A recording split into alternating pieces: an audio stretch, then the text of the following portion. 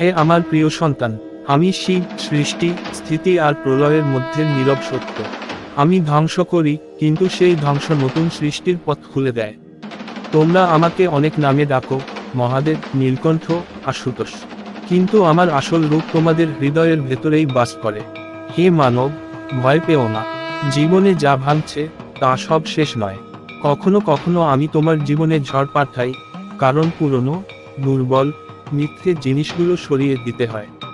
তুমি যাকে ক্ষতি ভাবছো, সেটাই হয়তো তোমার মুক্তির শুরু।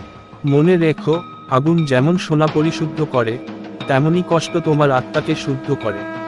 তুমি যখন একা অনুভব করো, ভাবো আমি তোমার পাশে বসে আছি, হিমালয়ের নীরবতার মতো শান্ত হয়।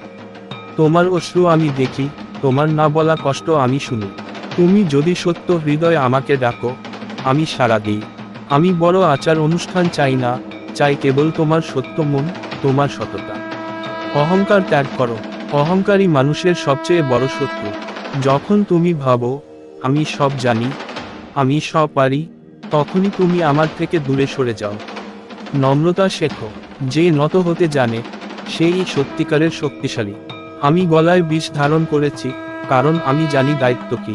তুমিও তোমার জীবনের দায়িত্ব নাও, অন্যকে দোষ দিও না। ভালোবাসা শেখো, কিন্তু আসক্তি নয়। ভালোবাসা মুক্ত করে, আসক্তি বেঁধে ফেলে। যদি কাউকে ভালোবাসো, তাকে স্বাধীনতা দাও। মনে রেখো, যে সম্পর্ক তোমার আত্মাকে ছোট করে, তা থেকে দূরে সরে যাওয়াই শ্রেয়। আমি ধ্যানের দেবতা, কারণ নীরবতার ভেতরেই সব উত্তর লুকিয়ে আছে। প্রতিদিন কিছু সময় নিজের সঙ্গে বসো, নিজের শ্বাসের শব্দ শোনো। সেখানেই আমায় পাবে। তোমার জীবনে যদি বারবার বাধা আসে, বুঝে নাও আমি তোমাকে শক্ত করে তুলছি। পাহাড় যেমন ঝড়ে নড়ে না, তেমনি তোমাকেও অটল হতে হবে। অন্যের কথায় ভেঙে পড়ো না। তোমার পথ তুমি নিজেই তৈরি করো। সত্যের পথে চললে আমি সবসময় তোমার সহায় হব। রাগ নিয়ন্ত্রণ করো। রাগ আগুনের মতো, সঠিক সময়ে সঠিক কাজে লাগালে তা শক্তি, আর নিয়ন্ত্রণ হারালে তা সর্বনাশ। ক্ষমা করতে শেখো।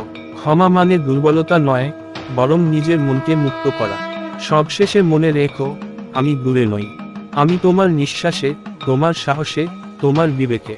তুমি যখন অন্যায়ের বিরুদ্ধে দাঁড়াও, যখন কারো পাশে নিঃস্বার্থভাবে থাকো, তখনই তুমি আমার প্রকৃত ভক্ত।